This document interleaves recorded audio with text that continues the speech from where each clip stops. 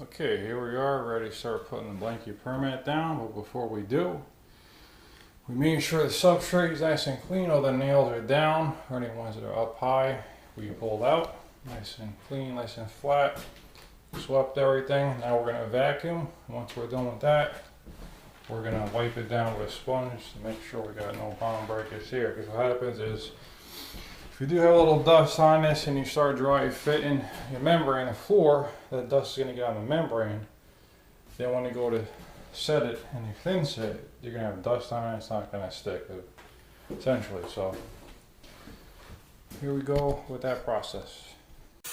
Okay, Blanke Permat for floors interior, plywood or OSB subfloors, joist space 16 on center or 19.2 on center minimum. 1 layer 3/4 inch tongue and groove subfloor. Joist space at 24 on center, minimum 3/4 inch thick subfloor tongue and groove. You must add a layer of 3/8 inch plywood. Permat is only 1/8 inch thick, so if your subfloor is 3/4 tongue and groove, all the way up to 19.2 on center, you only have 1/8 thickness of height, and your floor is strong enough for any type of stone tile installation. Okay, once you're done with that, you want to wipe down the substrate as I'm doing here with a damp sponge. Make sure all the dust is completely off so you have no bond breakers.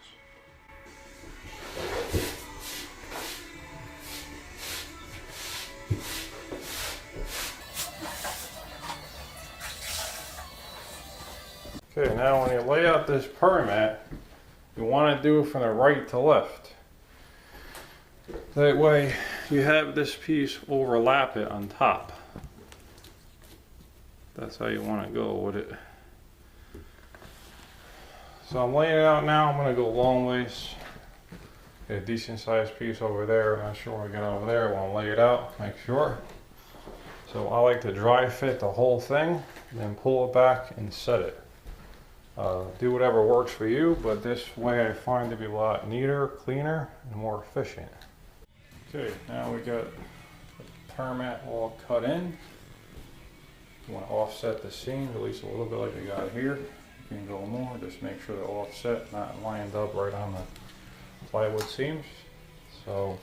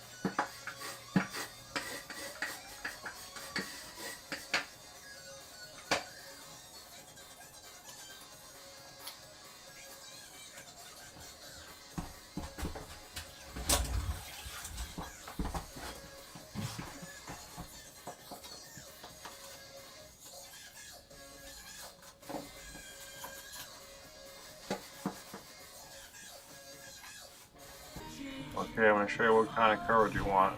That's what you want, nearly 100%. Now the thin set I'm actually using here is a very, very high premium thin set. It's actually made by Latacrete. It's called Latacrete 257 titanium. It's actually meant for installing thin porcelain panels in basically any type of membrane, sheet membranes, uncoupling membranes. It has a loose texture to it and really good bond strength, so you really get a good bond with any type of membranes like this. So what I'm using here also is a 1/4x1/4 trowel and a wood mud float to push the membrane in and get that good coverage. Is very important with these uncoupling membranes. A lot of failures happen with uncoupling membranes due to bond failures, so you always want to make sure you use a proper thin set mortar recommended by the manufacturer to install the membrane. Like I said, this is a high premium. You don't have to use something this premium, but you definitely want to get at least an ANSI A118.11, which would be like a Latacrete 253, a Pay Ultraflex 2, Artist X5. Any of those type of mortars will work. You don't want to go with you know, economy grade, low end type thin set, especially when installing a coupling membrane or any type of sheet waterproofing membrane. You're just not going to have the same coverage or bond. So spend a few more dollars and you have a long lasting installation with no failures.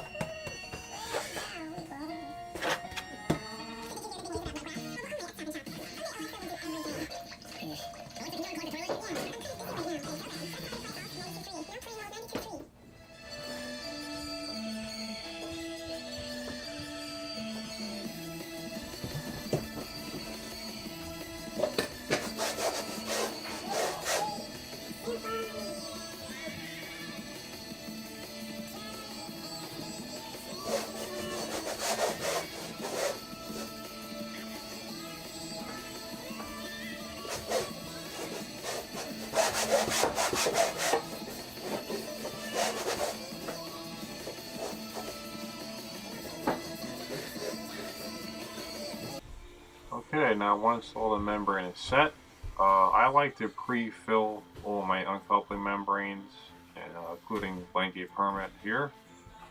It just saves a lot of time and thin set when you go to set the tile. Plus, when you snap a chalk line, it'll show up real nice. Now, this manufacturer actually recommends that you just set the tile and then set at the same time, not to pre-fill it, because you lose a little bit of strength out of the Permat.